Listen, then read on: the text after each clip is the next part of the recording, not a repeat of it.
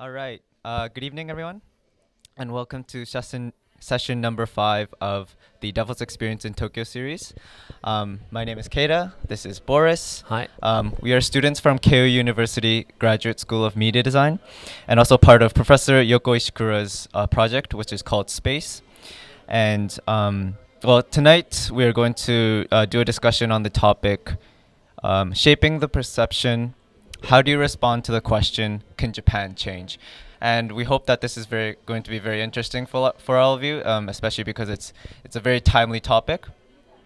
So the session will be starting very soon. So please stay tuned. We'll just like to give you some general information about the event. So Boris, could you tell us why we do this event? Yeah, we call this event Davos Experience in Tokyo, and you might have heard of Davos. Davos is a place in Switzerland, and it's the place where the World Economic Forum takes place every year in the winter. The world leaders meet there and discuss basically the state of the world, try to improve the state of the world, and this experience is inspiring Yoko Ishikura for many years now. She's traveling there every year and has a role in the Global Agenda Council. And she want to bring that opportunity that she gets every year there to discuss with these global leaders to Japan. And there are two little opportunities like that in Japan to discuss global issues in English. We provide this opportunity. So every month we meet up. We have a passionate community of really people who make things happen, and they wanna take action. They wanna take the ownership of the global issues, and we want to encourage them to meet up, to collaborate, to discuss together and take the next steps. So today we really want to have an active dialogue with Right. our online participants.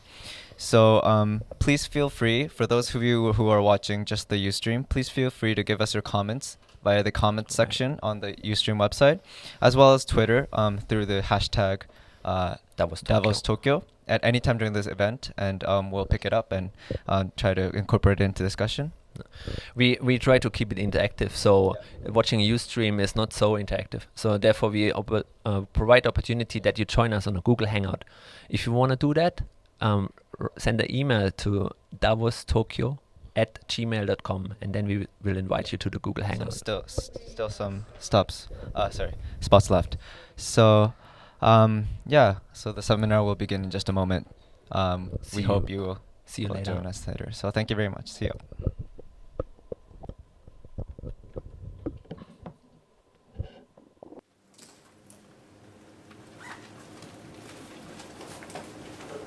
Okay, let's get started. Welcome to the session number 5 of Davos Experience in Tokyo. My name is Yoko Ishikura. I'm a professor at the Graduate School of Media Design, Keio University, KMD. And I really do appreciate that you come despite the rain, despite all this lousy weather. And it's great to have you. And it is even Friday. And a lot of people are having farewell parties or dinners or whatever, so I do appreciate your coming very much. And first of all, how many of you have been here before? How many of you are first time?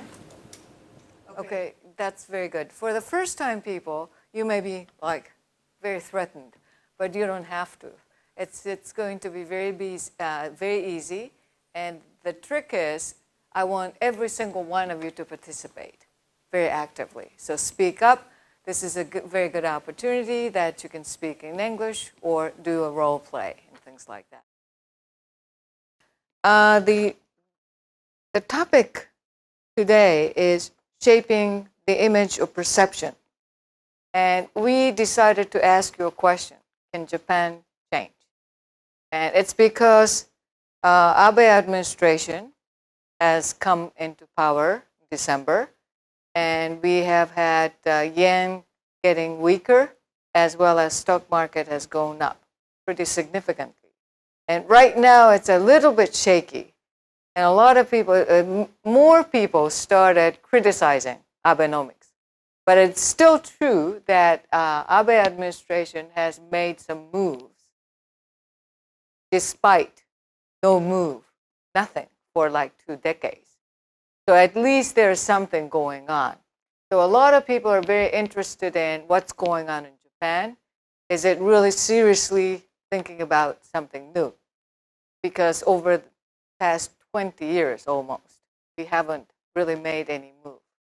So for some of you, the lost 2 decades don't mean too much because all the years of adult life, the decade was lost. But for those of you who have been around for a little bit longer, you realize that we did have good days, good old days. And lost decade is just two decades. And so before that, we were known to be very innovative, we were very competitive, and the country of the rising sun to some extent. So we wanted to make sure that we are prepared to answer the question, can Japan change? Or is Japan changing? Because a lot of people are very much interested in our perception, our impression. And a lot of people make judgment and they say, well, Japan is not going to change or Japan is going to change. So first of all, let me ask you this question. How many of you here think Japan can change? Yes to the question. Okay, how many of you say no? Okay, that's good. As long as we have two different views, I really like it. So let's start off with those who said no. Who said no? Tell us the reason. Yes. You can say whatever. We're not going to quote. And as a matter of fact, NHK person, Hirose-san, is taping, but we don't know whether it's going to come up in the broadcast or not. It may be very unlikely. So feel free. And we're not going to quote you anything. So feel free to tell us the reason why you don't think Japan will change. So in the history, Japan has not changed by itself. Yes. Because it would change because of the outer power. Okay. Gaiatsu. Yes. Okay. So, and we don't have too much of a Gaiatsu right now. So that's why you don't think. Okay. How many? There were others who said no. Can you share with us? I think the priorities Yes. of the country, there's no consensus in Japan. So actually, to take action, we need to have a national consensus. Right. Currently, it's not existing. Okay.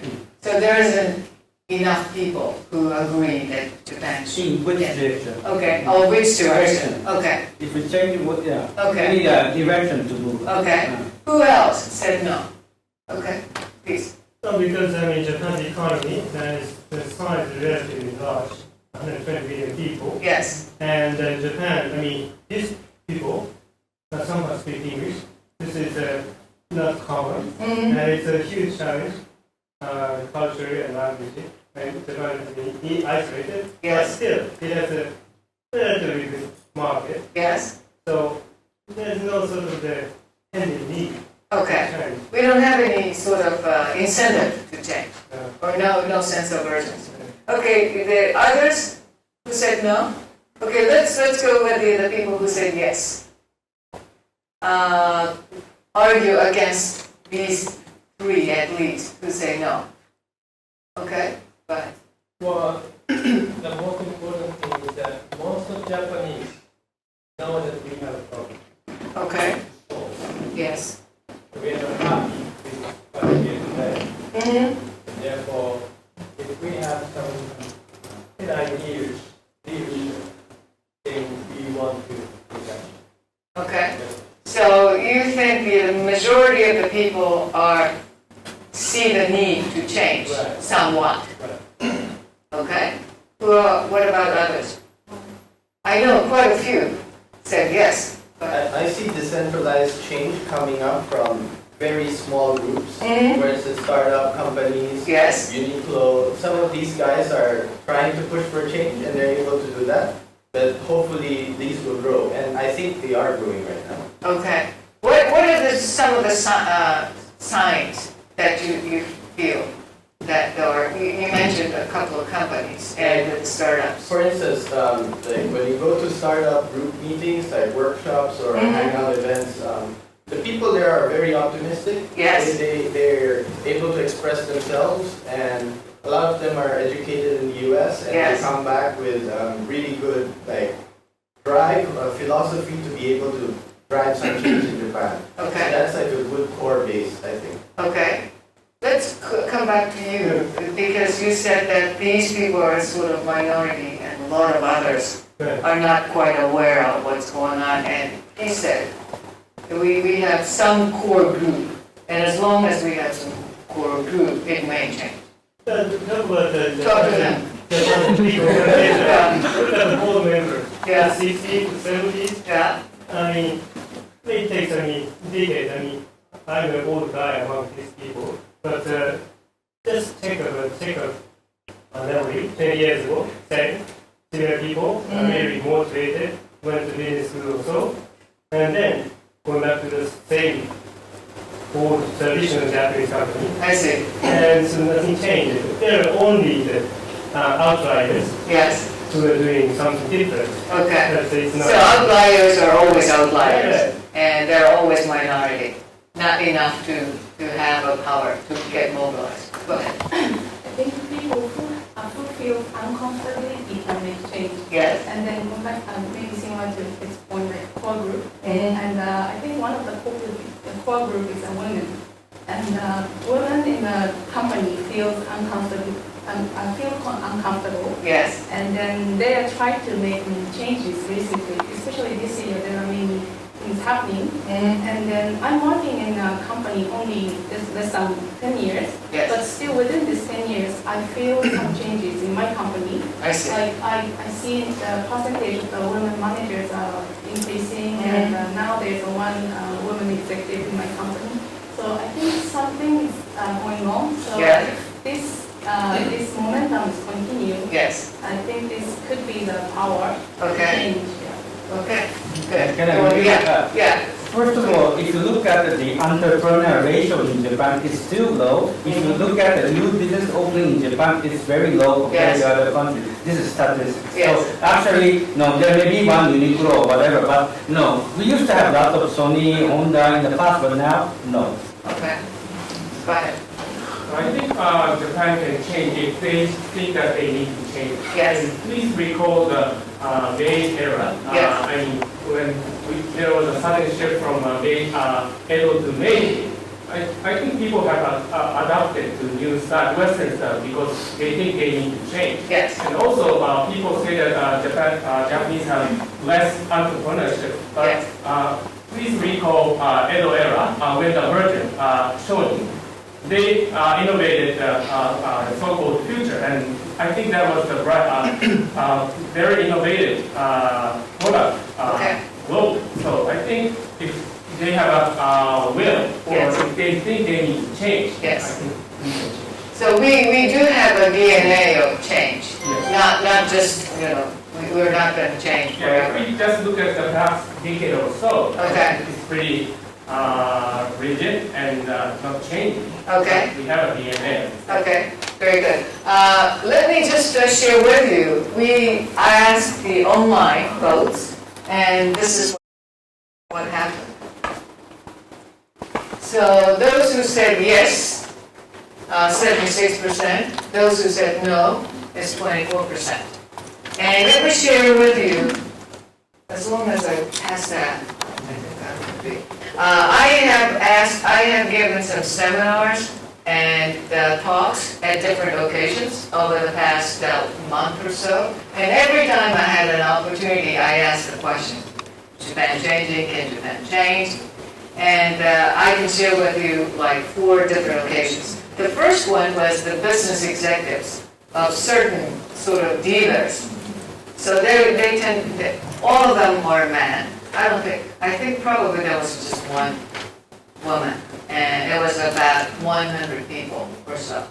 And it was majority said, no, we're not going to change.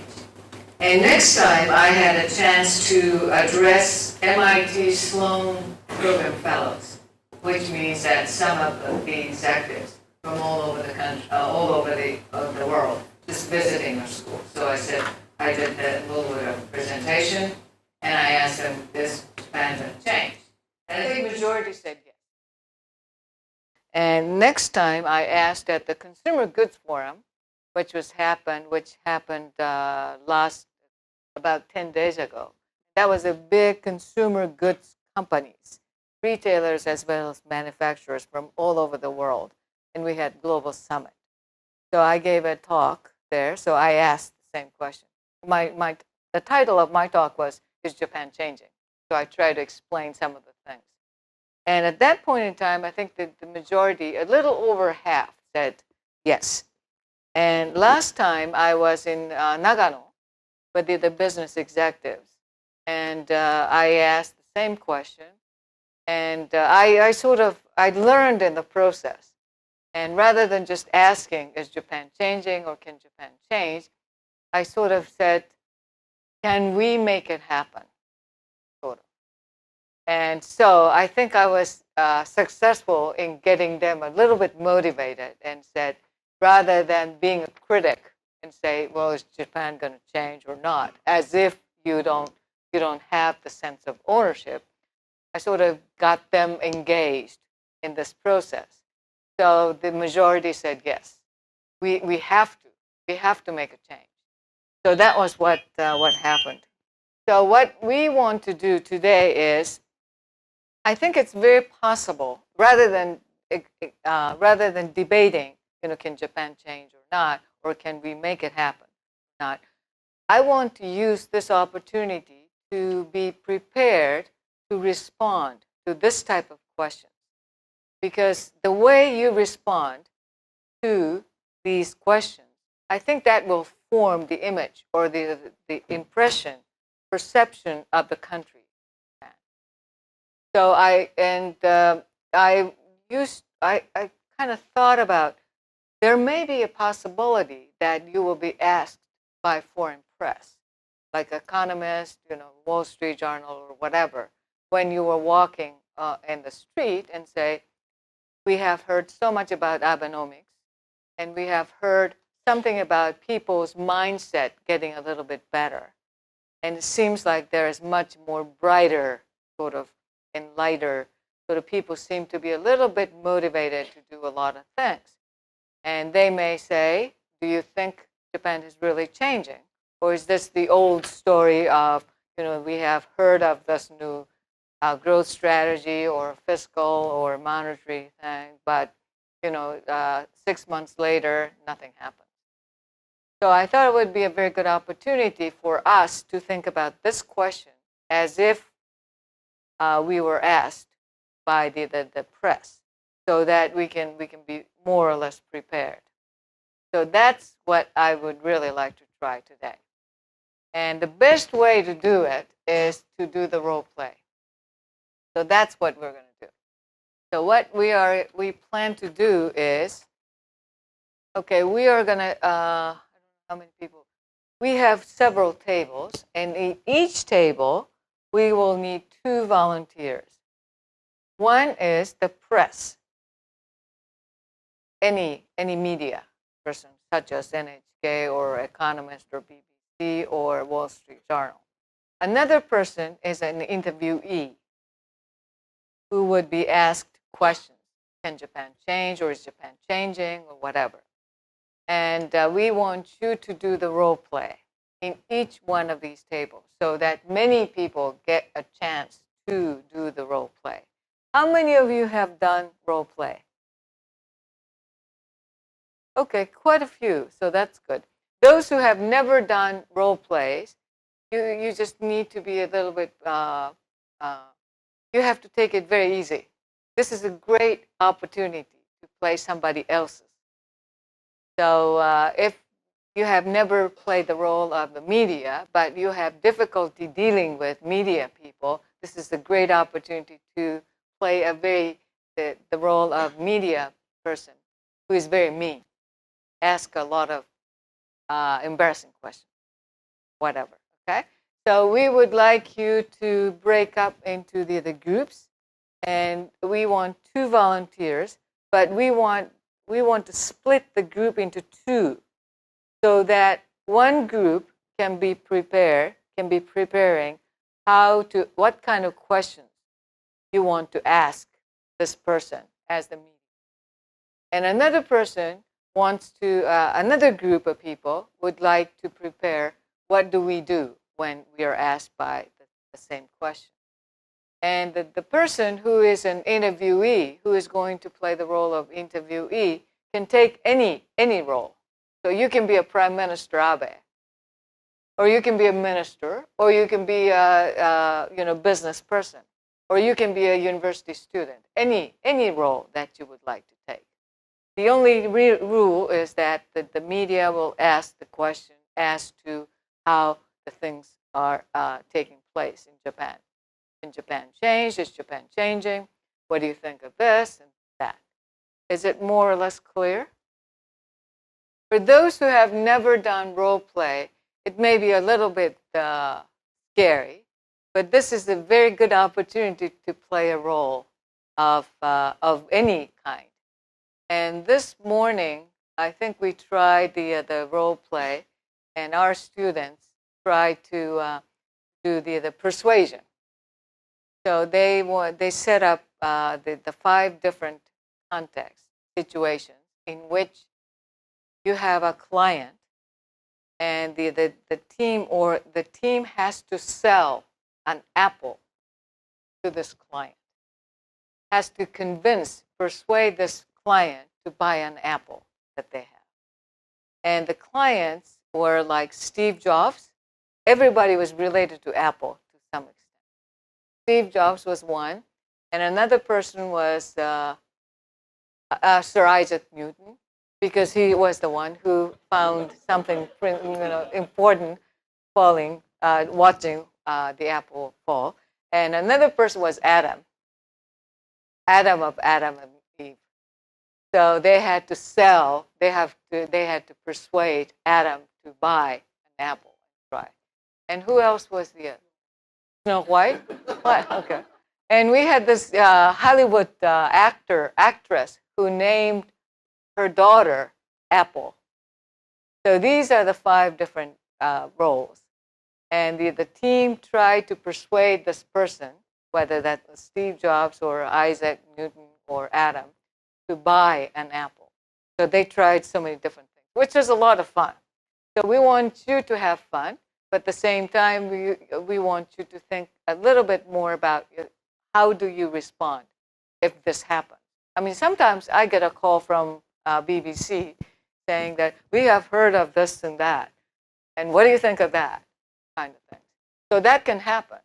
And NHK or other media in Japanese broadcasting stations, they may stop you and ask you, do you think Abenomics is really going to work? So assume that's the foreign media, and you're asked in English, which may be a little bit scary, but the same idea. And you can be any person. Okay? Any questions? Go ahead. Yes. Yes. Yes. Yes.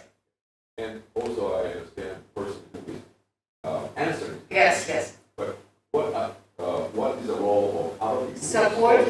Supporting the interviewee. They can talk before they come up to the idea. Yeah, they can talk, and they can plan the strategy, how to respond. But they decide who ask. Asked, yeah. They have a discussion what to ask. Yeah, but those who are, but I mean, like, They have to prepare for that. yeah, you can pretty much, you can decide the role, first of all, who you're going to be, and you can pretty much figure out what kind of questions. I mean, the press wants to know how things are changing or not changing. So you can more or less prepare for that, but not specifically because you don't know, as you said, you don't know the question. What exactly would be the question? But how do how do we sort of figure out? How do we plan? Because this is like a shareholders meeting, so to speak. So you just think of either. Sharing anything, you can be Prime Minister. So, Yeah. And you can answer anyway. Or Yes. you have to role play, meaning that think like Abe. Yeah, you have to, well, if you pick up Prime Minister Abe, you have to act as if you were Prime Minister Abe. Role play, but I mean, there must be certain purpose for that. I mean, otherwise, just chatting and asking questions. Yeah, but I mean, that's what the role play is. We simulate the situation. That's what the role play is all about. If you say, well, this is just chatting, I mean, everything is chatting, more or less. So, I mean, you could give it a try and see what happens. I would rather like you to try first and see what happens. And then we'll come back and have a discussion, rather than trying to figure out, does this make sense? Or is it, do we have enough purpose? That stuff. This is what we call prototyping. Okay? Okay, so how many are there? 32. Okay, let's get into 5 groups. Yeah, 5 groups of 6. So let's use 5 tables and just divide into these groups and go from there.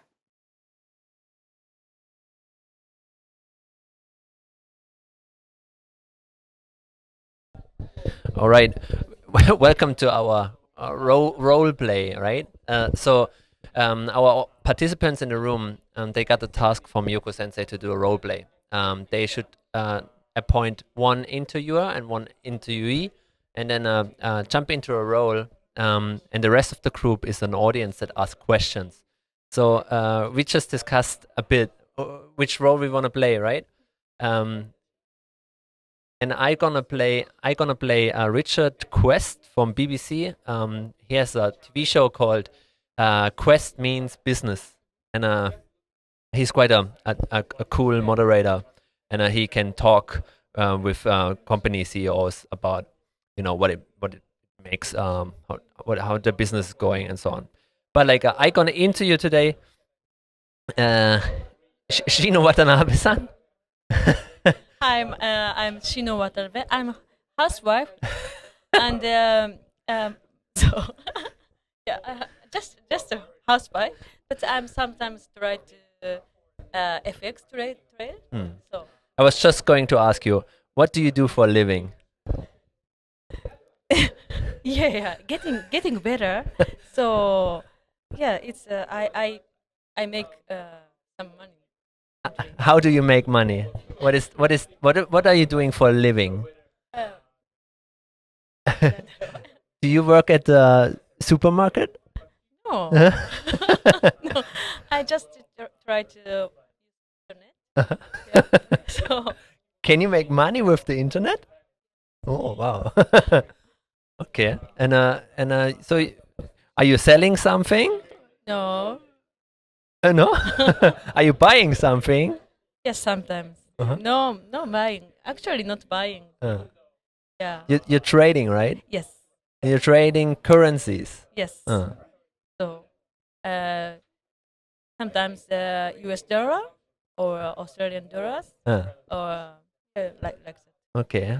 And then But actually, I have no knowledge of economy. okay. You just watch the numbers go up and down, and Yeah. and how many years you already do that? So 5 years or like that. 5 years. Yeah. Okay. And how much did you make? Oh, I cannot say. It's a secret. But, I heard you make quite a lot. Yeah. Yeah, maybe. More than your husband? Yes. Sometimes. Yeah. But he has to work longer hours, right? So yeah. How is your day structured? Sorry. How is your day structured? We want to know a bit more about your background, that we then can talk about our topic today, right? Can Japan change, and your opinion about it. But tell me a bit more, how does a day in the life of Miss Watanabe look like? Yeah.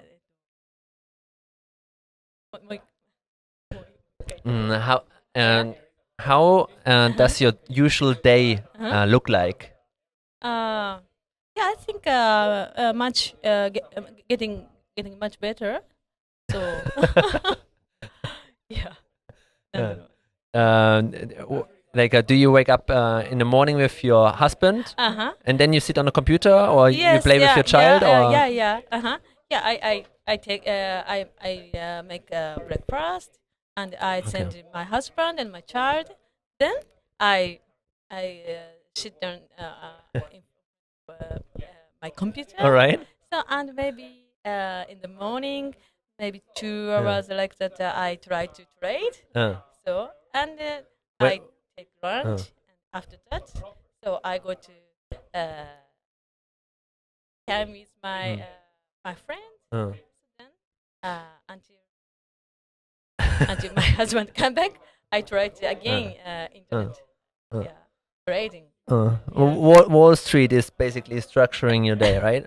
When the Wall Street in the US is open, Yes. then you're sitting down in the morning, and then Yeah. the rest. And when Wall Street is sleeping, you do your housewife duties, right? Okay, let's talk a bit about the topic. So you're not the only woman doing that in Japan. So there are plenty of so-called hedge fund housewives, right, in Japan. Will those save Japan? Mm, Uh. The audience. I gonna ask you. How to say? Does that sound like a positive thing or a negative thing? What those ladies are doing?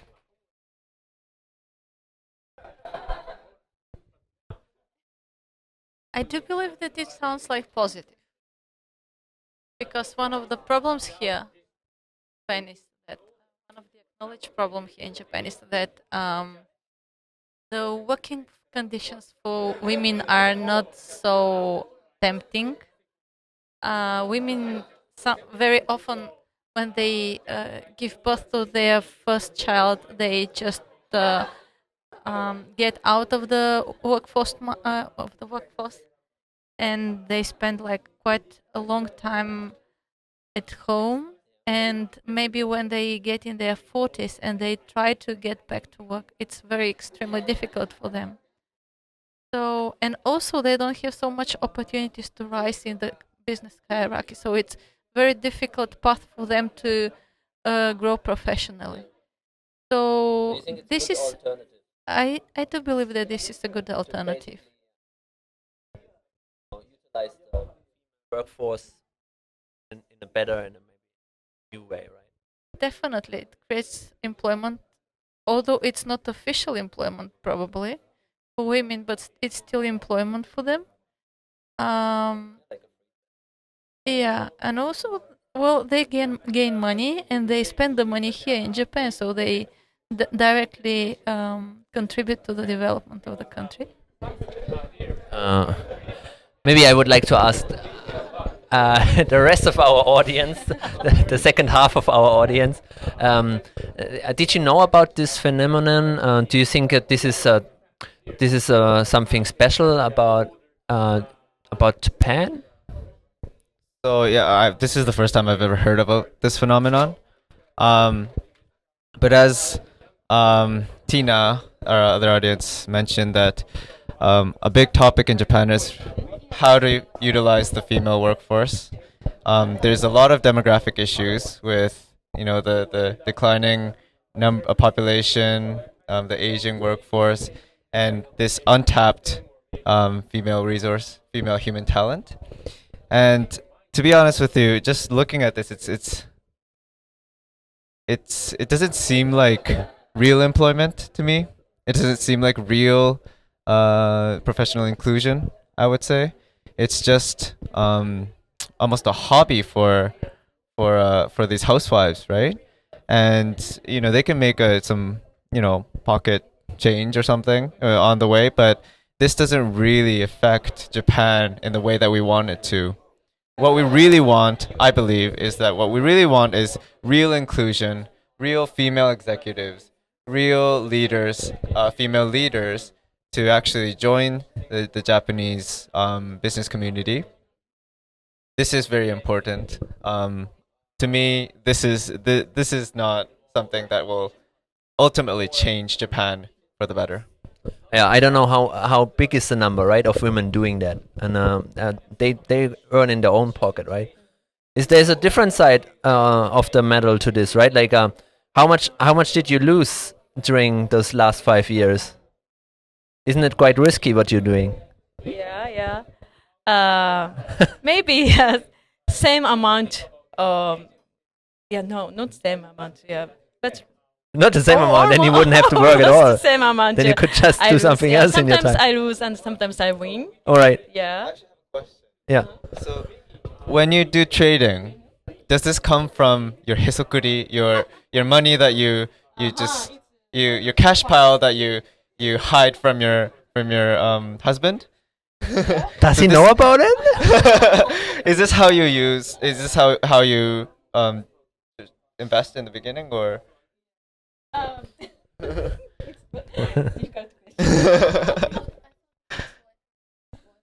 Mhm.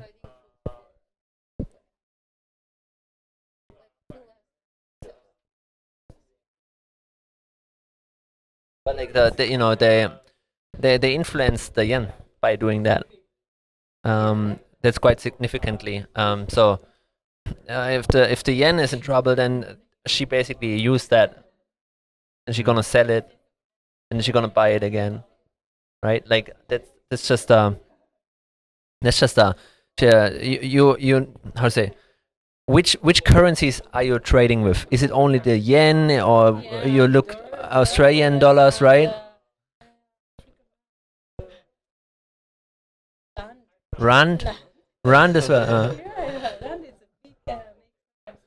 Oh, yeah. Okay. So we're having a role play, yeah. Then and we are having Miss Watanabe sitting with me here. The hedge fund housewife. And I'm Richard Quest from BBC. And and now we got Yoko Ishikura with us, right? I just changed some money dollars, and I picked the right timing. But that was a big decision. Is that how to say? Is that a risk for Japan, or is this saving Japan? What those ladies are doing at home? I think as long as the individual investors are interested in investing, I think that's a good sign, because as the more you invest, the more information you get and learn. So in that sense, I think it's good. So and about what they are doing, they know quite much, right? Like you're quite an expert, and you basically learned all these things by yourself, right? Yeah. But I said I have no knowledge of economic, and sometimes my friends say, yeah, you should buy now and you should sell now and just do. Oh, I see. It's not, it is no strategic. Strategy behind that. Okay, but how to say? What would be your advice to other housewives? Mm-hmm. Yeah. Should they do what you're doing, or should they do something else? What is your advice? Sometimes, actually, Would you tell them to make an investment, or would you rather? I think we sort of, the government and others are trying to move people from like savings without any interest to investment in stocks and so forth. Would you encourage that? Yeah. From yeah. your experience. Yeah. Why? Yeah. I have experience to gain big money. So then it's my success experience. Do you feel like recently there's more signs of optimism? Yeah. Recently yeah, with yeah, more the changes in the fiscal policies and Yes. whatnot? Okay, so you feel more comfortable, confident about the Yes. economy in Japan now. Yeah. Okay. I think it makes I think it usually is very good if you do something yourself. If you invest your own money, you become much more interested in what the market is doing and what kind of economic policies they are adopting, because that's going to affect your asset or net worth. And without that, you're not interested in what's going on in the stock market or in the economy. So I think it's always very good for you to get engaged, to get involved, so that you have a little bit of a sense of ownership. And I think I'm just sort of jumping off to the different subject, but the reason why not too many people, Japanese, are aware of how much taxes they pay is because that's automatically taken out from the company, salary. And if it's automatically taken out, you don't realize how much tax you're paying. So, but if you file the tax return yourself, you become much more aware of, am I, this is the money that I earn, but they take it. So they may be much more critical or watchful of what the government officials or public servants do, or what kind of infrastructure is available. So I think it's always better to get a little more engaged, because I think basically we're saying it's a sense of ownership, and I think that's what we're trying to do today by doing the role play. People will have a little more sort of engaged and involved with what's going to happen to Japan, rather than is it changing or not. I'm not a part of it. We are all a part of it, so we can make or break in a way, and I think that's what we're trying to do. It's fun, like to just dive into that role. You feel like you can speak maybe more openly about something, or exaggerate a bit. Yeah, but it's not easy. I guess the case, the role play that we just did is sort of a special case in looking at Japanese housewives in some way being included into sort of the business environment, I guess, in some way. Do you think that, so these hedge fund housewives, are they called?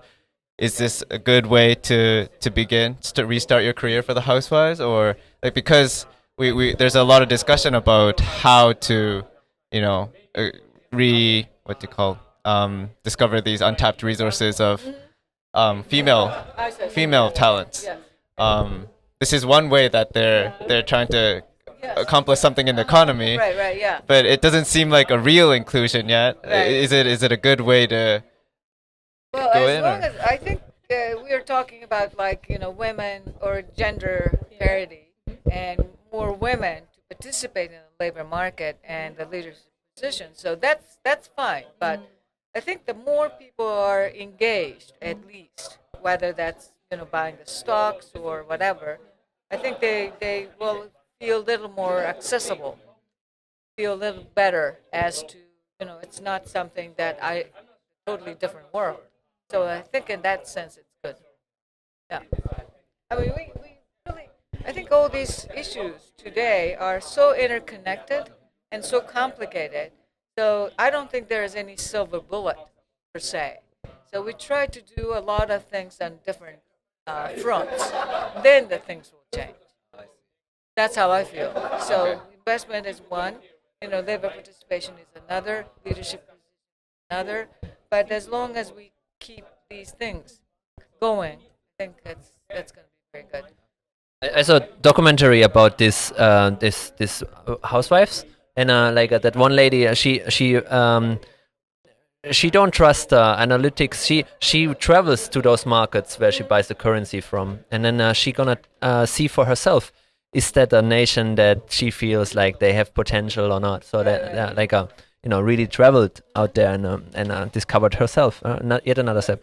But maybe it's a bit too sad if they just sit all day long on the computer by themselves, right? But if there would be something more about engagement and collaboration. I don't know. Sometimes they might pick up the phone and call a trader friend, right? Right, yes. Yeah, you can get engaged. You can follow the stocks, gold, and what's going on in the world. I think it really does sort of gives you a window world once you get engaged. And so whether that's talking about gold, or whether price or oil, whatever, is just one window, I think. But I guess it may become a little bit addictive.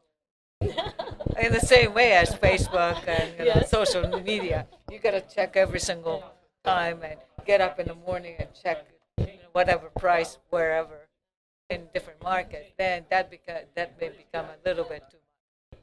But I think having an interest, in various things, really does help. I think it feels a bit like gambling, but I wonder if maybe gambling can be, a great motivator for any other jobs.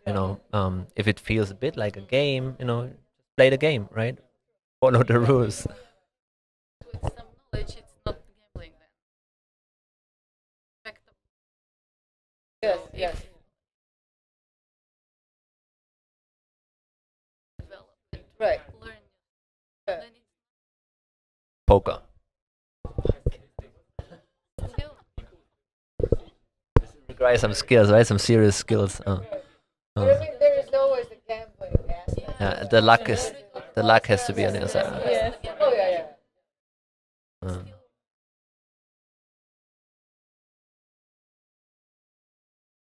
yeah, definitely they need to do that to be successful. One thing, like going back to our topic. Oh, thank you very much.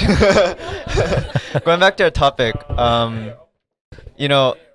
these hedge fund housewives are taken. They're taken up by the media, right? Yeah. I wonder what people think of when the foreign press, for example, or the foreign people who watch these things on the media, what they think of when they see Japanese housewives. It's a trend. That's like a cool topic, right? Mhm. But I think they're like in life danger, some of them even, right? Because the Japanese public don't like it, right? Okay. Because the Japanese public they perceive them. basically, risk the Japanese yen and make money with this, right? And so they don't want to show the identity and so on public TV. Okay.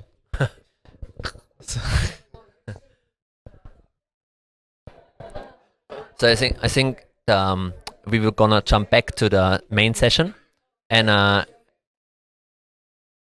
you will follow the teams presenting.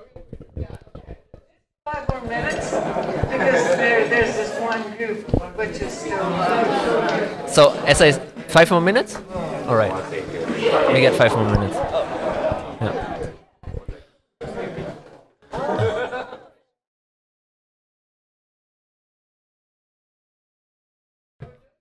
But I have the feeling that it's a bit special in Japan that the wives are doing this because we have more I guess in Germany guys are doing that. They sit at home at a computer, right, and have to set up and do that. But that the special thing about this in Japan is that housewives are doing it.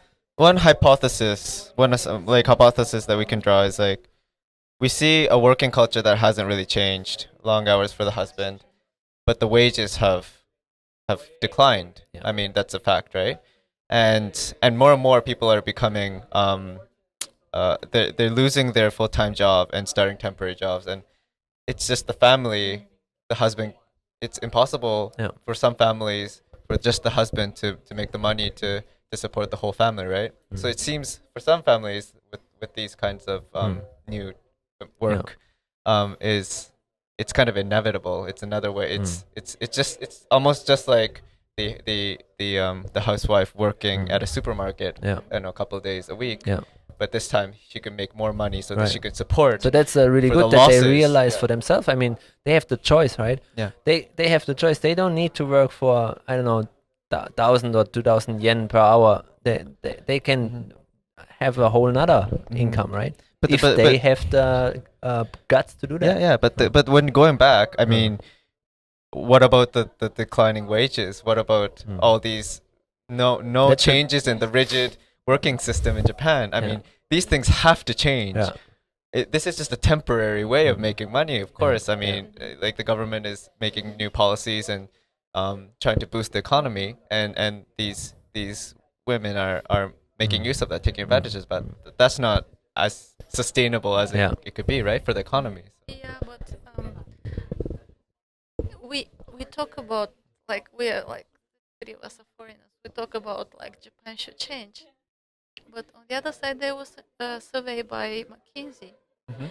and they asked like executives, is really Japan going to change in the next 5 years? And only 10% of them gave a positive answer. So it's we there's a talk that Japan should change, but on the other side, the people who are out at the top, they don't think that it will happen. Mm. And I would say that actually I didn't. Yeah, yeah. Yeah. Mhm. But and this means that like in the next 5 years there will be not sensible alternatives for the women. And I would actually, I really like this kind of rebellion of the women in Japan. Yeah, you can say It's a quiet rebellion. If the economy doesn't provide them any alternative, they will Mhm. look for Yeah. their own alternative. Yes, of course. Because people don't like it, right? Okay. I get the sign. Now we jump over to the main session. Thank you Alright. very much. Thank I you hope very it was much. entertaining. All right. Thank you, Miss Watanabe. Thank you very much.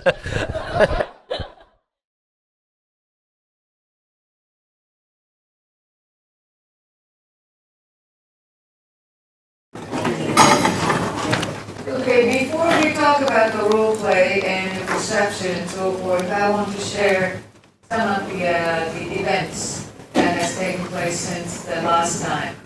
And show you some of the video. First of all, on 6th and 7th of June, we had East Asia Forum in Myanmar, Naypyidaw in Myanmar. And I would like to show you some of the video from that. And June 11th, we had Japan meeting of the World Economic Forum here in Tokyo. And but before we get into that, let's just show you the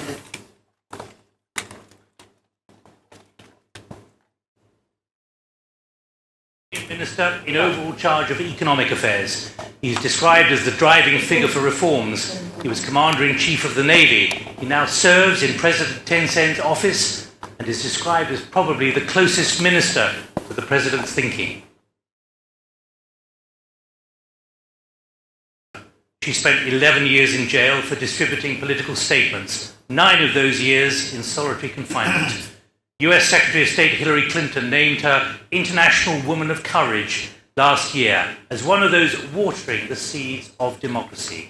She remains an activist and co-founded the Yangon School of Political Science. Ladies and gentlemen, our World Debate panel.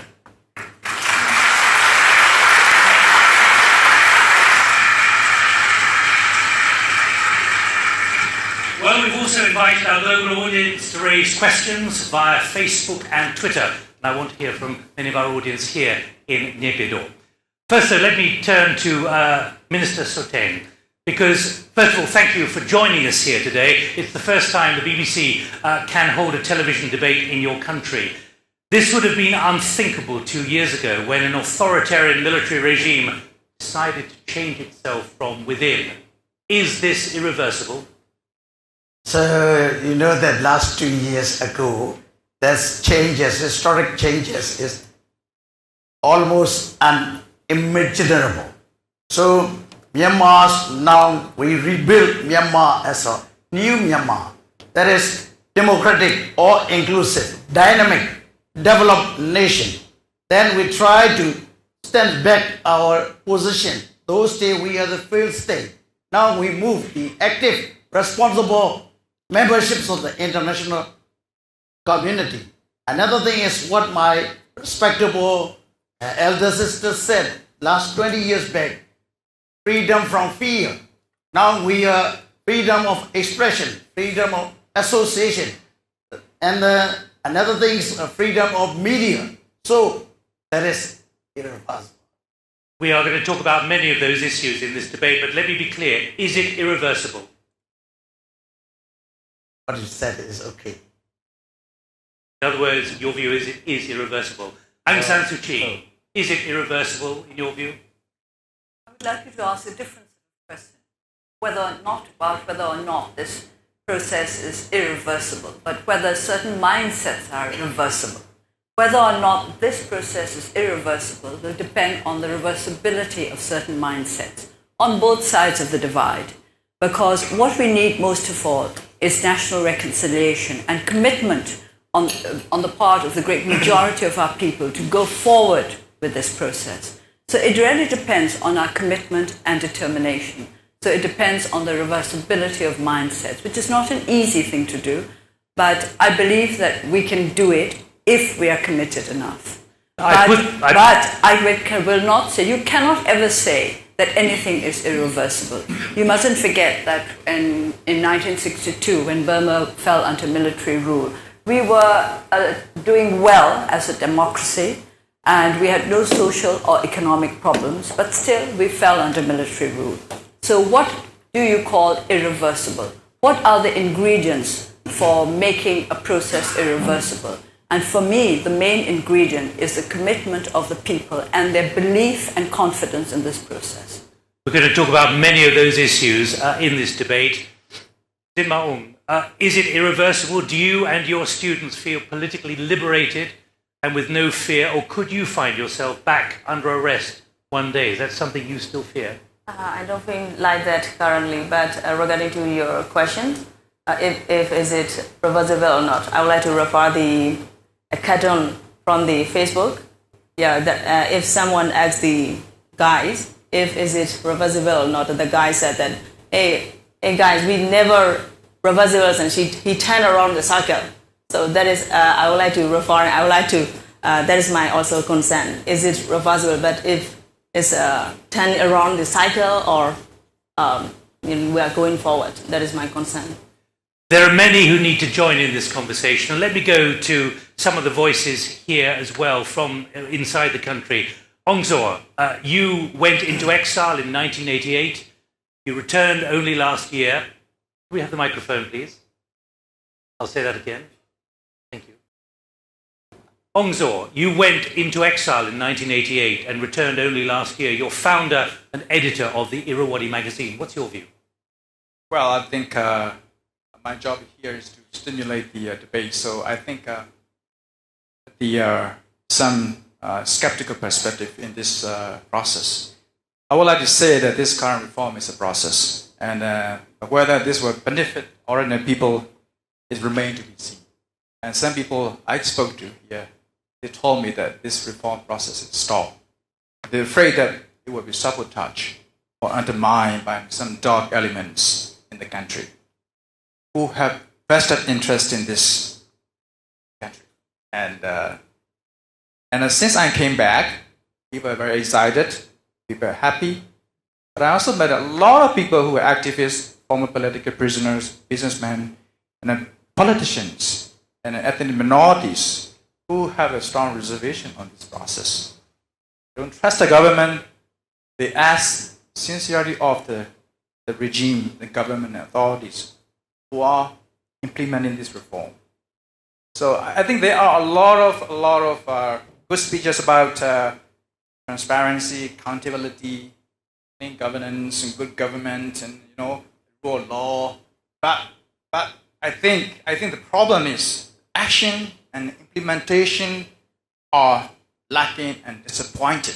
And more importantly, let me stress that the power and the wealth are still managed by the same people who have brutally governed the country for the last decades. Well, let me put that immediately to Minister Soten. Danger of sabotage, of dark elements, problems of trust. Do you accept that?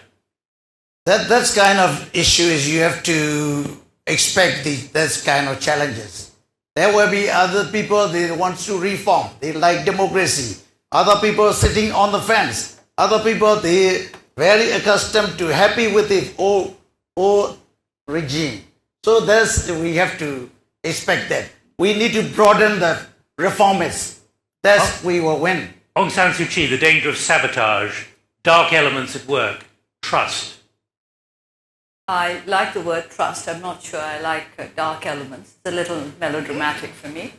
But do you fear those kind of elements? In politics, you really have to keep your feet firmly on the ground. Of course, there's always a possibility of reversal. I said this earlier, that there's no such thing as an irreversible position. It depends very much on the commitment of our people. And that comes down to inclusiveness, which is something that we've been talking about a lot in this forum. If the people feel that they are included in this reform process, then it will not be reversible. Or at least, let me put it this way, that it will not be easily reversible. But if there are too many people who feel excluded, then the dangers of a reversal of the situation would be very great. Well, let's go to someone else who's just come back. Yunmon Han. Vanessa, you've been abroad for several years. You left the country when you were young, seeking better opportunities in the US. Now you're back, running your own mentoring organization to guide Burma's next generation. What's your view of the way things are moving? I believe my answer relates to inclusiveness. And I work with a lot of young people in Yangon. I live in Yangon. And these changes are very tangible where I live. It's the largest city in Yangon, or in Myanmar. It is the economic capital. And we do see all of these changes and developments before us. But for young people and disenfranchised people in the rural areas, 70% of our population, I hope that these changes will start to include their voices to address problems of unemployment, political participation, and not to forget the majority of our population. Jinma, when you're listening to this, what's your reflection? You're now running a school for political science about the danger of over-expectation. I'm going to step over here, and I just we can go on and on and on, but let's just stop here. What do you think? How is your impression of Myanmar now that you have seen? Just a brief.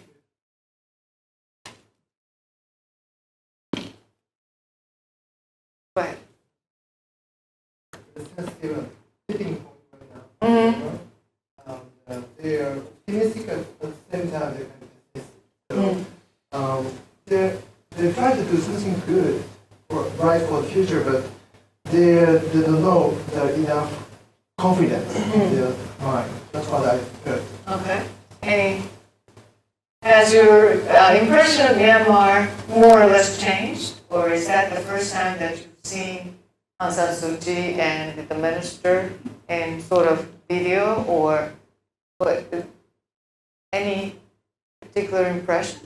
The impression Yeah. I have is that this is the audience English speaking around by BBC. Yes. So it's very small, tiny segment of people. So, and also some of them went to the United States. Yes. So it may not reflect the entire Myanmar. Okay. Yeah. This is major progress. They're talking about E because means that they don't want to go back. Therefore, it means that they are in a good position. Okay. Anything else? Go ahead.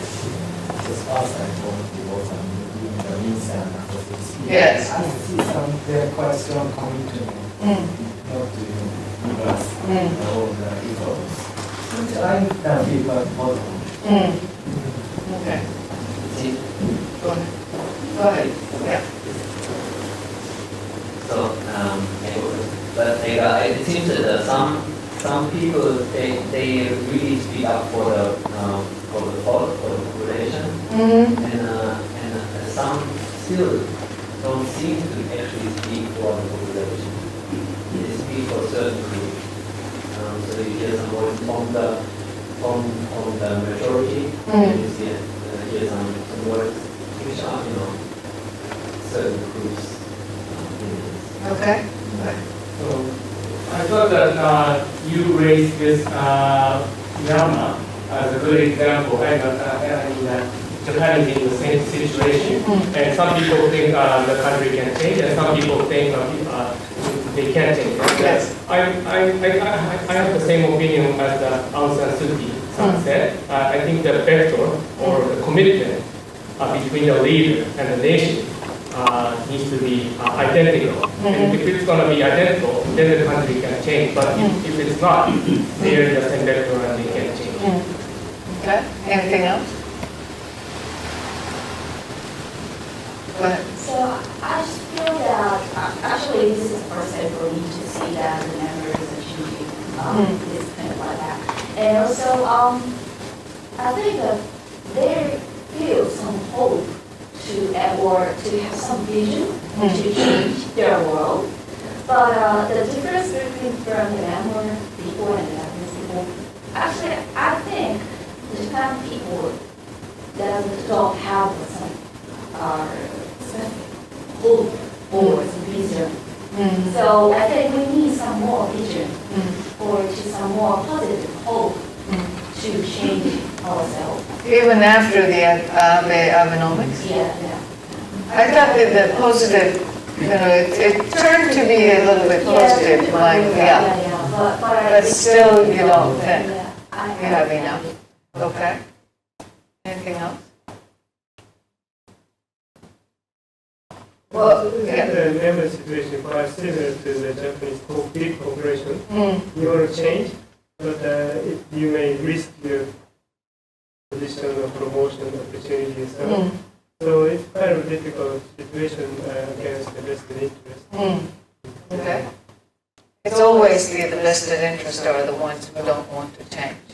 Well, the reason we had World Economic Forum, known for Davos, decided to hold East Asia Forum in Myanmar was because they wanted to make sure that the reform will proceed. And they announced it last year. Last year, we had the East Asia Forum in Bangkok. And that was the first time that Aung San Suu Kyi went out of the country after 20-some years. And we had her.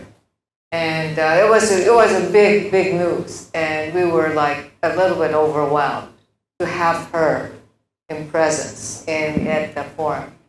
And so they decided, essentially Professor Schwab and the World Economic Forum decided, let's have it in Myanmar next year so that we can make sure that they will have the progress.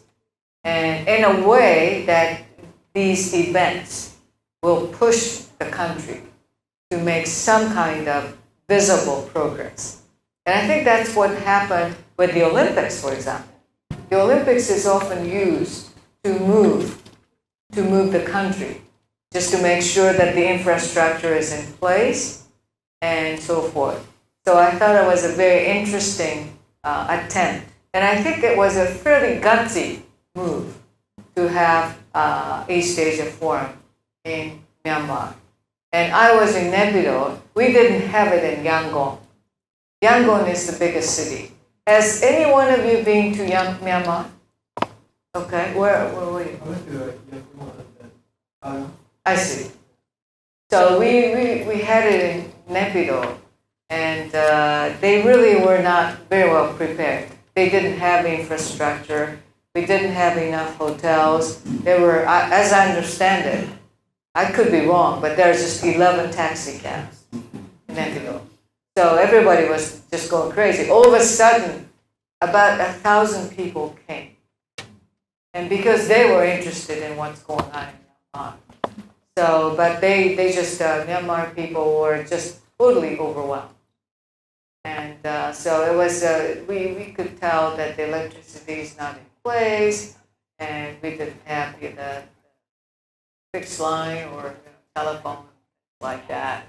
And we didn't have enough buses to transport everybody.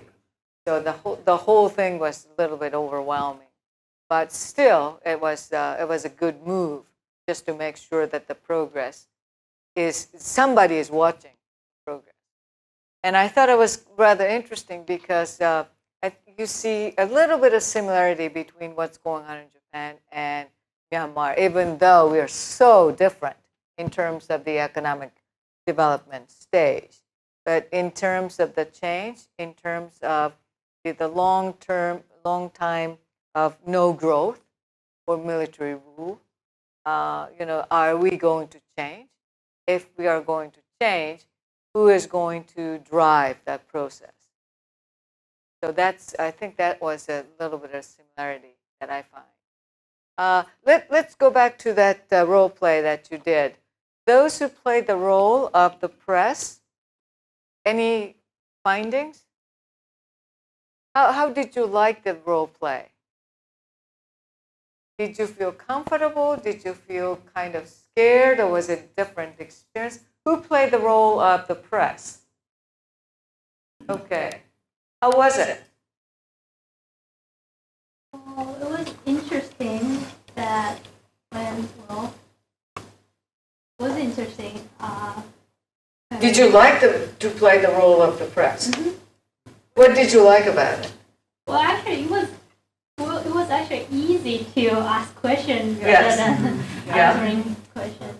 But also, like, more I ask, I really get interested in what these people think about. I see. Okay. Who else did the role of play the role of the press? You know, quite a few. Go ahead. Now you know that I call on people, you know. For me, it was a little bit difficult to keep coming up with the good questions. I see. So the conversation will sometimes stop for a while. So I didn't really feel that much comfortable during my period. I see.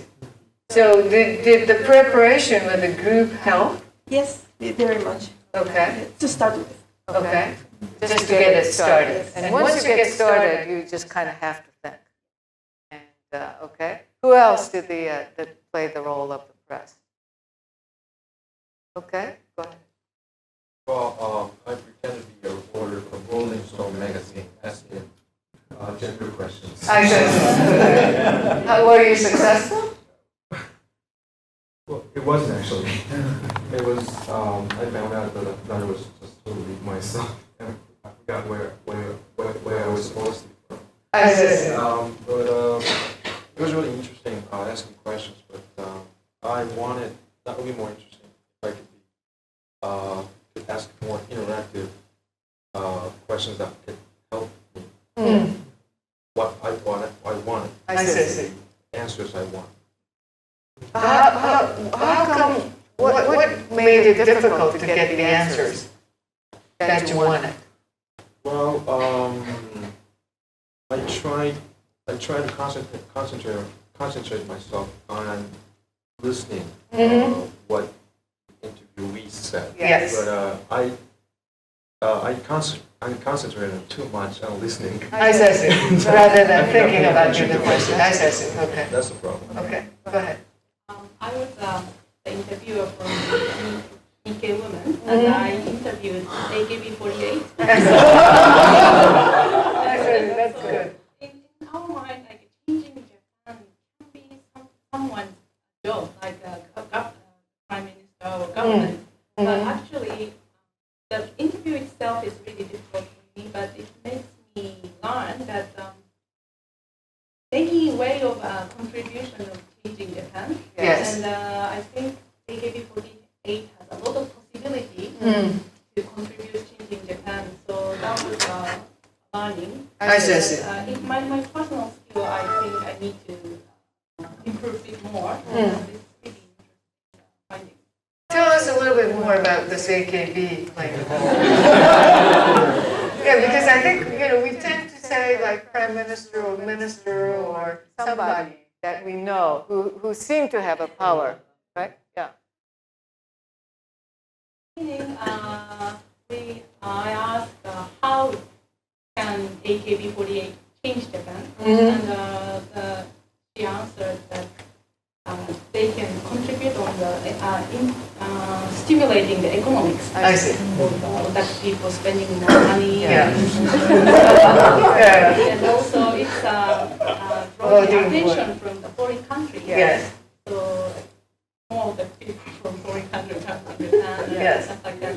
And then it also changed the question. And if AKB48 becomes the prime minister, what do? Yes. Okay. And she became a little bit more serious. Yes. raise up the woman percentage in the power. I see. And then if the more women in power, maybe the work-life balance in the company will change. I see. So we are going shifting on this more like a womanomics. I see. Okay. Yeah. Okay. Good. Who else play the role of the press? Go ahead. I think his opinion is from different point of view. Yes. The answer he said is very different from what I think. I see. So but it's very much very fun because in the company with my friend, Yes. similar people will get together. Yes. Here there are so many different people, so I could hear different answer. I see. It was fun. Okay, so it's very different from what you had expected. Yeah. I see. How did you respond though when you heard something very different? Did it sort of throw you off? Opinion, I thought it's a good idea. Yes. Some of idea, I don't think so. I see. Okay, good. Who else? You did. Yeah. Can you share with us? Yeah, I asked the question to the Hashimoto. And Osaka, right? Osaka, yeah. Osaka will change Japan. Yes. The main idea is that to empower local. Yes, I see. And that certain limitation is about constitution. When it comes to constitution, it seems to be quite difficult. I see. Okay. Okay, who else? Go ahead. So I thought Japan will change, but asking a lot of questions, I realized a lot of difficulties still exist around Japan. So I thought first Abenomics will change Japan. Yes. But my teammates answered that it might not the best solution. It might not change. Only Abenomics will not change. Maybe others who I see. it. Okay. So I realized that more solution needed to change. Okay. Who took the role of the interviewee? Yeah. What about? Okay, and who were you? And explain. Can you share how you felt? I play the role of just what I do every day. I see. So what do you do? So I'm a portfolio manager for the Japanese equity. I see. Okay. So I run the money from the money for the overseas. I see. So I have a lot of tons of questions overseas about whether Japan will. Yeah. So you were essentially, this is the topic, right? That you asked. So how did you? And you essentially, it sounds like that you painted much more realistic or more pessimistic picture than. So I just so basically my opinion is that Japan can change. Yes. As I said initially. So I answered to all his questions. There is a lot of things we need to tackle. Yes. And, I think somebody mentioned, but I think we need to have a certain vision for the future. So most of the people here in Japan cares more about their future rather than constitution or educational problems. I see. So the leaders need to give us the right picture of our future, like the pension system, social welfare, or maybe aging society. So I think there is that's the point. So the leader and the Japanese have the same vector. Right, okay. We can't change. So Right. that's what I. Okay, that was what you were talking about earlier. We don't have any consensus as to the direction, so that's why you don't. Go ahead. This is the outcome in our team. So I was interviewing Miss Watanabe, a typical housewife trainer. And what I learned as an interviewer, I was BBC. the Richard West business TV show. But like, I interviewed Mrs. Watanabe and I learned that she just basically sees her own situation. Her husband has to work a lot, but don't bring home as much money as they would need to sustain their lifestyle. So she decides to do something about it. Right? But like, the actual problem is that the income for one person working is not enough anymore, and she's not changing anything about that. She has a smart way of doing money, but she's not changing anything about the situation that many people have money. I see. So she's trying to make the best of the situation as if it's given, rather than trying to change the context. Okay. Who else did the interviewee? I know quite a few. Go ahead. Actually, I myself also played Hashimoto. Okay. Yeah. I'm not so hawkish, but anyway, what I found was, to answer as a politician is quite difficult. I see. It needs quite enough time to select the politically correct words. I see. He's not all for that, right? Yeah. Okay. You say like the people is bullshit or something. Yeah. Okay. Happily thank you to other people. I see. So it was very interesting experience for me. Okay. Good. Who else? For me, my experience that taking the main question is fine, but when we receive the sideline questions, or I don't know, it may not be sideline. From my perspective, the minor questions, it's difficult to respond. Okay. Who were you? Actually, I was the Hashimoto, but okay. Everyone knows you I know why Hashimoto gets the Hashimoto immediate. Taking the main question is fine, prepared. But if they go to the sideline, yes. And also, I'm not prepared then. Right. Yeah. It's difficult to answer appropriately. So I think I should not answer direct. Maybe I should go indirect. This one is difficult. Okay. Okay. Good. Who were you? Oh, you were. Okay. How was it? I think it was really fun because I was asked about probably not define but the economical question for people. So I answered about the cultural stuff or some economical stuff. Yeah. Yes. And I think I personally found it's a new way to change the not I see. only the So personally, I'm interested in cultural stuff, so I tend to answer something. I see. But I found in the middle of the interview, I think it's too difficult to keep going to stick with the cultural stuff. So I changed about the answer into more Abenomics. Yes. So like more life balance. I see. So I gradually changed the phrase of I see. From the executive to more business. I see. But it could answer in that way, even though they are the talents, they're the idols. Okay. Who else did who were you?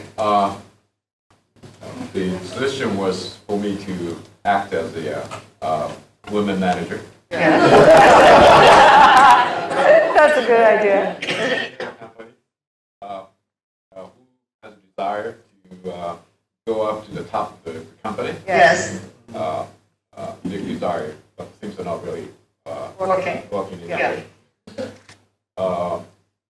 Also, the lady thinks that there should be more good way to have collaboration with the men. For example, Japanese women, I think it's a courtesy to make a preparation for dinner for husbands. But husbands are really appreciating the courtesy. But how about the taste? This is a reality. Reality. Sounds like man thinks we have to eat. Yeah. That's why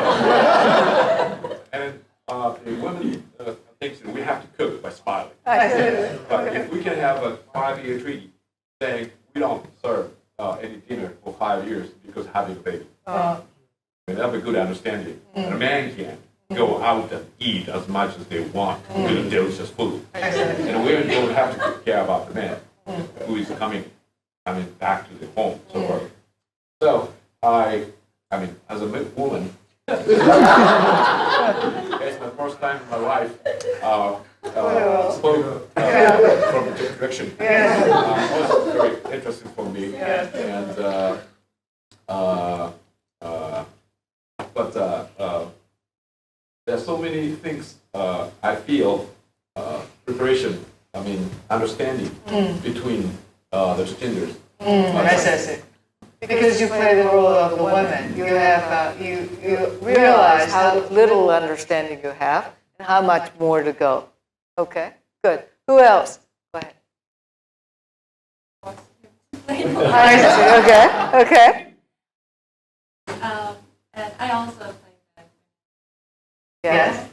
And I just realized that I don't have whether Japan change Yes. or whether how many more, much more women will be in the Yes. future. And, because it's about choice. And me, I'm kind of experimenting. I'm the breadwinner in the family. My husband's an entrepreneur. And I see. Okay. I sometimes think that one day if I make the right decision. So I don't have. I realize that I don't. I see. Body and also as a person.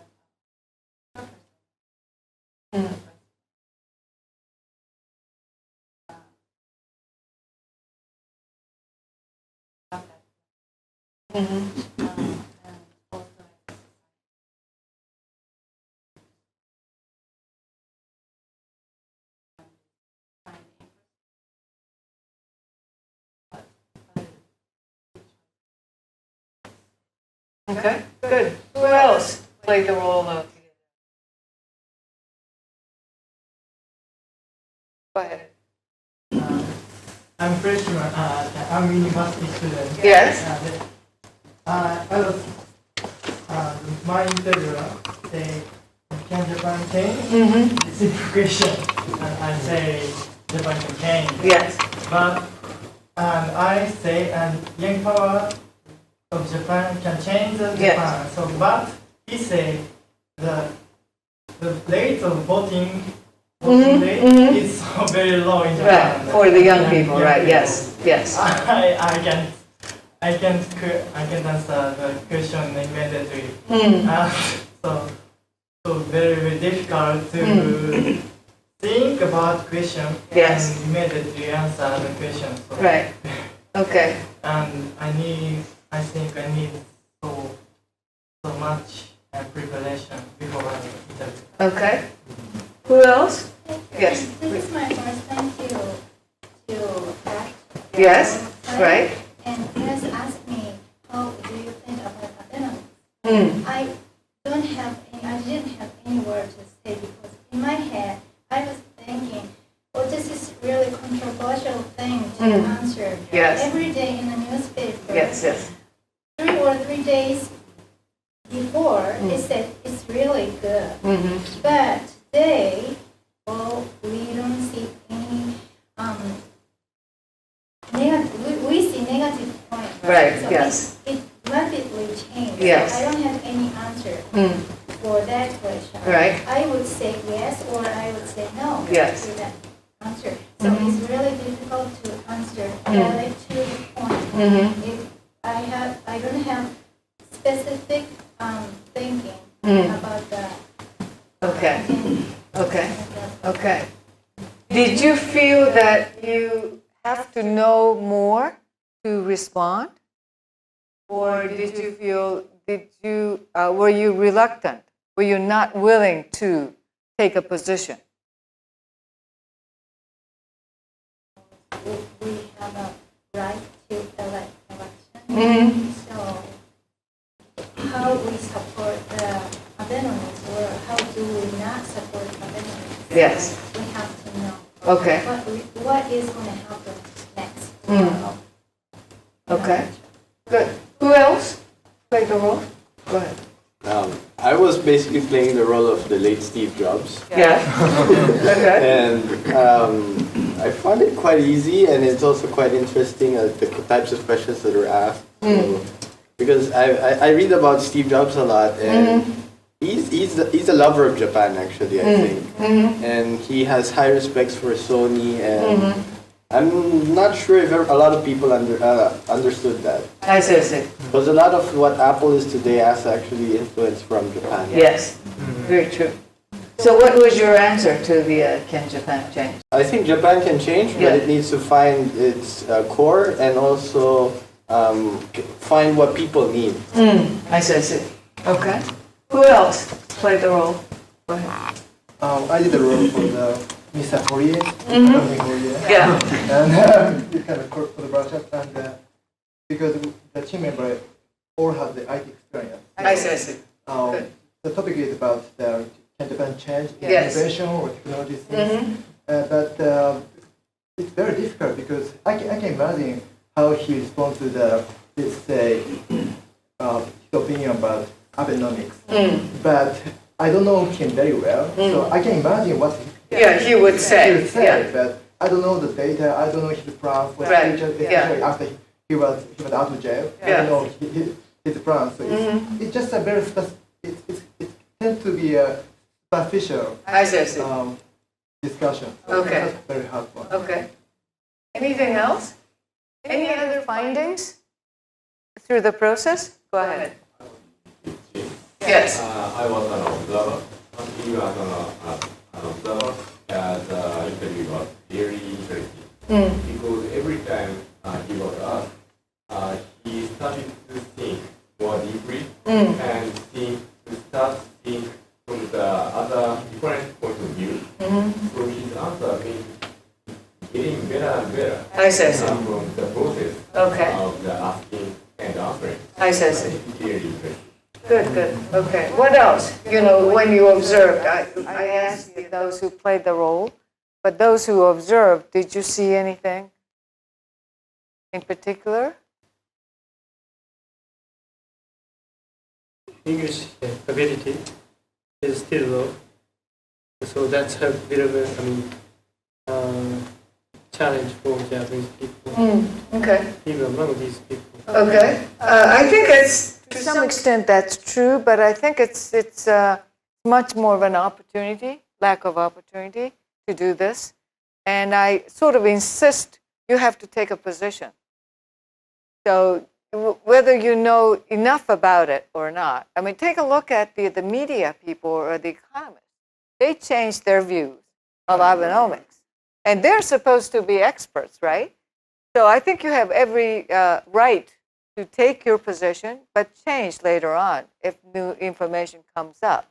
But a lot of people are just reluctant, not willing to take a position because they don't want to be told later on, you said so and so and so, and before, but you changed your mind or something. I think that's fine. Take a position, and then once you take a position, you have to explain. So you have to go deeper. And that's a very good incentive for you to go deeper. But if you say, I don't know enough about it, so I can't take a position, it's like a cop-out. It's like, I don't want to do. And I think that's very interesting because in a way, as Myanmar video and some of you have mentioned, we are part of this change process.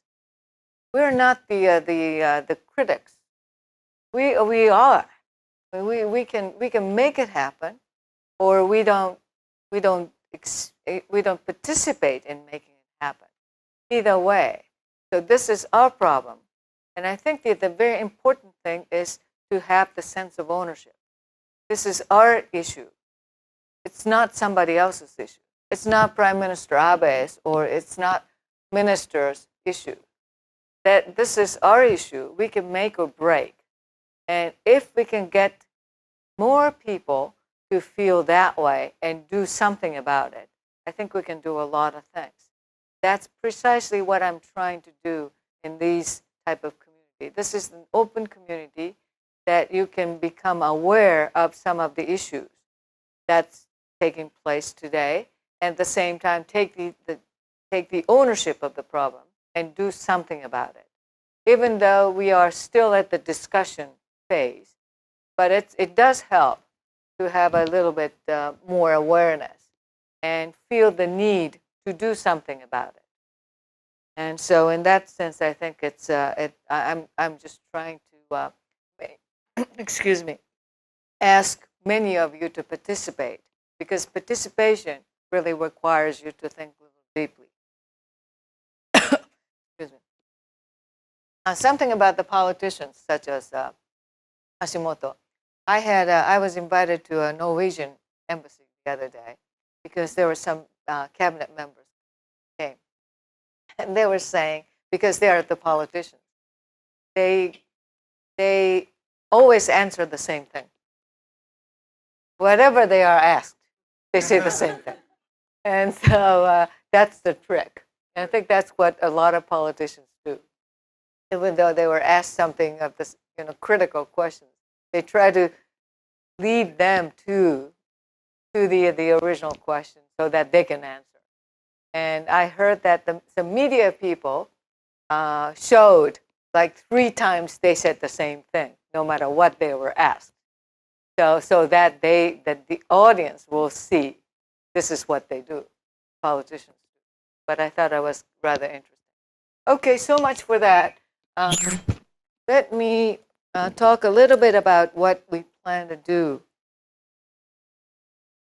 in the future so that you have some idea as to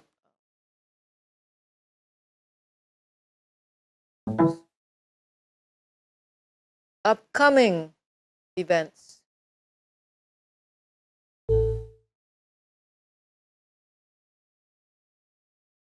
I would like to share with you the dates of the upcoming Davos Experience in Tokyo sessions. The first one, the next one is July the 26th. Everything is on Friday. And we have nothing in August. That's a summer vacation break. And 6th of September is the following one. October the 11th, November the 8th, and December the 13th. So these are the dates of Davos Experience in Tokyo. And if you can just mark your calendar and hope that you can join us, whether real or virtual. We'll try to figure out how to do it virtually a little bit better. And for the next one, on July the 26th, this is what we would like to do. Japanese government and private sectors both are very much looking for regions or countries to make an investment or to expand their business. And 2 regions of interest recently are Africa, because we had TCAT, and ASEAN, including Myanmar. So the question would be, if you have to choose either one of the 2, ASEAN or Africa, which one would you choose and why? So you can think about, okay, is this region more attractive for the government, for the private sector, or for yourself? Whatever, perspective you can use. And I would like you to think about ASEAN and Africa, because I think that's fairly topical. And Myanmar was, a lot of discussion were on ASEAN rather than Myanmar per se, Asia Forum. And these are the 2 growth areas. A little bit far away from us, compared with like China. But still, it's a very high growth potential. So the government as well as the companies are very much interested in making an investment and for infrastructure and other things. So that's the choice that we are trying to. And we would like to have a debate. Which one would you choose and how do we argue? Okay? So that's what we plan to do. And that concludes this session number 5 for Davos Experience in Tokyo, 9 o'clock. Thank you very much for coming and the active participation. And for those of you who are joining us for the networking event, that's at the Arc Hills Cafe again. But those who are going home, have a very good weekend. Thank you very much.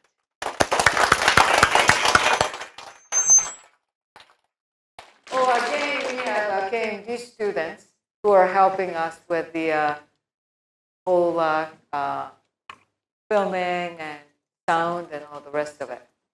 And we'll let you know if NHK ever broadcasts.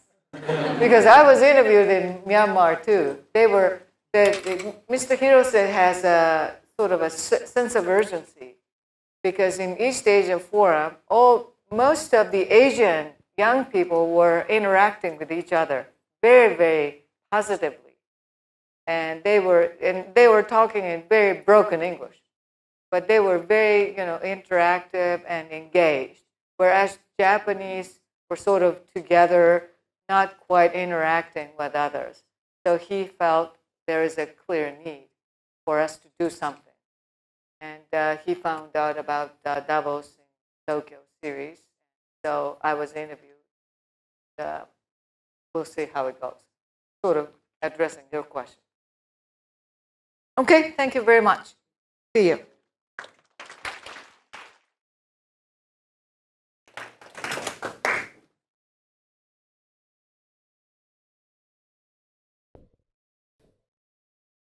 All right.